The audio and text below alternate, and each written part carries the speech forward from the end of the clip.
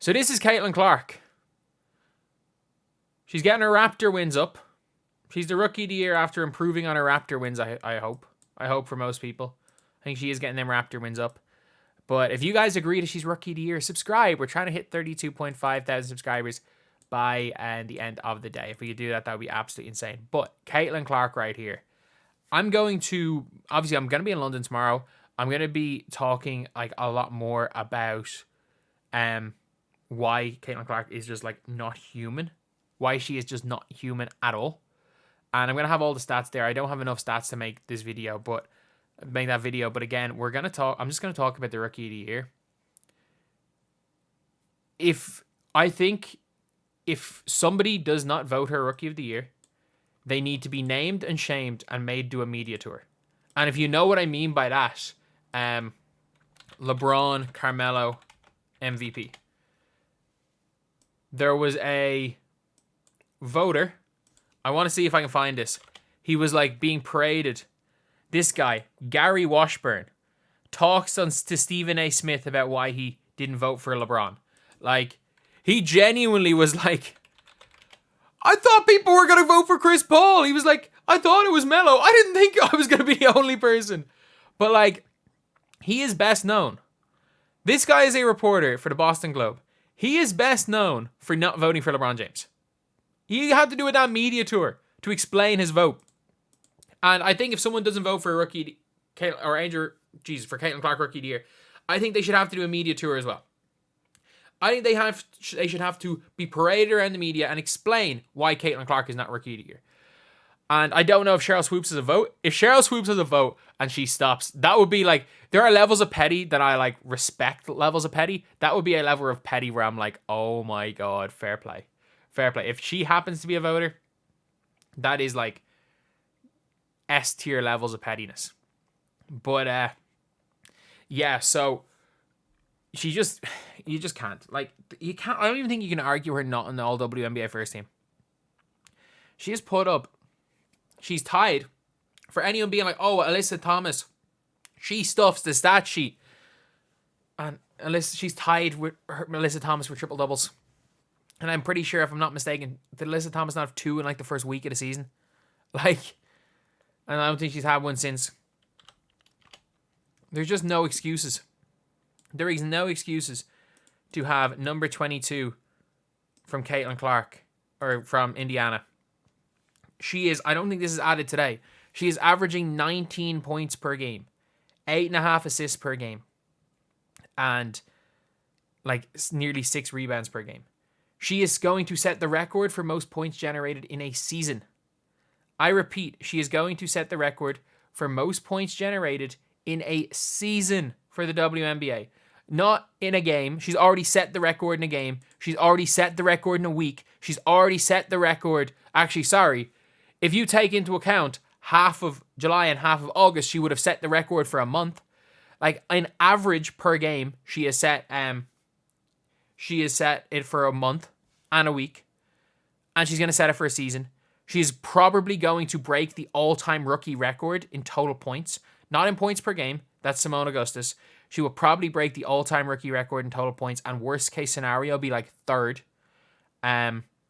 She's going to break the all-time record for total assists. She is an entire assist ahead of second place in the W. And she is also going to have one of the greatest rebounding seasons for a guard of all time. Like this, like, I feel so bad. I'm going to make an entire video about this as well, but I feel so bad for Paige Bueckers.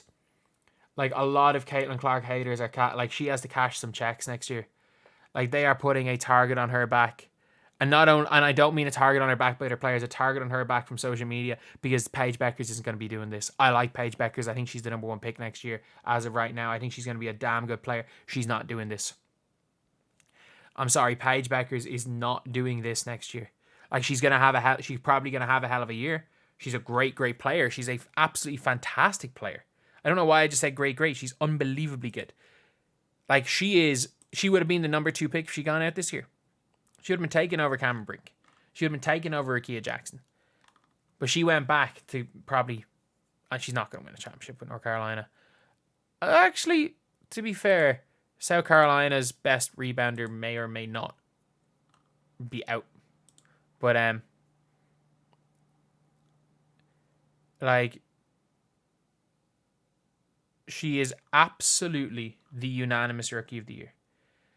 Like, I would seriously question your sanity if you don't think she's rookie of the year. And my whole thing is that, like, I don't understand that, like, it's like, oh, defense and rebounding wins championships. I'm like, man, points win championships. Yes, defensive rebounding and rebounding really, really matter.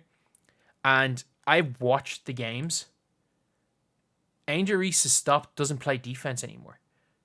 Like, she was unbelievable at the start of the year on defense. And, like, I have been, if you've watched this channel consistently, I thought she was one of the best defensive players at her position. I genuinely did. But since she's become more focal point in the offense, she's stopped, because you can see it with Caitlyn Clark. When she wants to play defense, she can. It's just when you need to do so much on offense, it becomes really hard to play defense, and that's where the problem is. And it's getting that way with Angel Reese. When Angel Reese wants to be, she's one of the best defensive players in the W at her position. Like, don't get it twisted. Like, she's one of the best when she wants to be, but it's like, it has to be when it wants to be. And that's the thing when it comes to defense, is that because Angel Reese is a perimeter defender, it's very difficult to be an elite perimeter defender and have any sort of an offensive load. We saw it when Kat Copper, like, basically sacrificed her points and scored 5 points trying to full court press Caitlyn Clark the whole game. You basically have to do it. If you want a full court press, you have to do a JC Sheldon, just sacrifice somebody to guard her. To full court press the whole game. And that's kind of where a lot of the defense comes from. But I just don't see there being an argument anymore. Like, there's just no argument. There is just absolutely no argument. She's won a player of the month. She's won 2 players of the week. So, like, the players of the week is 2-1. And then the player of the week Angel Reese won was, she wasn't even the best player on her team that week, and they went 1-3. So I don't know. That was a weird one. But yeah, like, if you guys think that Caitlyn Clark is not rookie of the year, I would question your basketball, like, sanity. Especially because her team is 18 and, like, is what, 18 and 16 now, and they were 11-15. They're 7-1 since the break. There is just no excuses for it at all. If any voter does not vote for Caitlyn Clark, they need their rights to vote absolutely removed, because, like, the gap between Caitlyn Clark and the other rookies, like, the gap between Angel Reese and Rickea Jackson, Angel Reese is definitely ahead, but it's not that ahead. But, like, the gap between Caitlyn Clark and Angel Reese in NBA terms is the gap between, and it's at this point in time, things can change. It is like saying that Joel Embiid is probably the gap between Joel Embiid and, let me go, Isaiah Hartenstein. I know they're different players, but, like, just in terms of ability, that's probably the gap right now.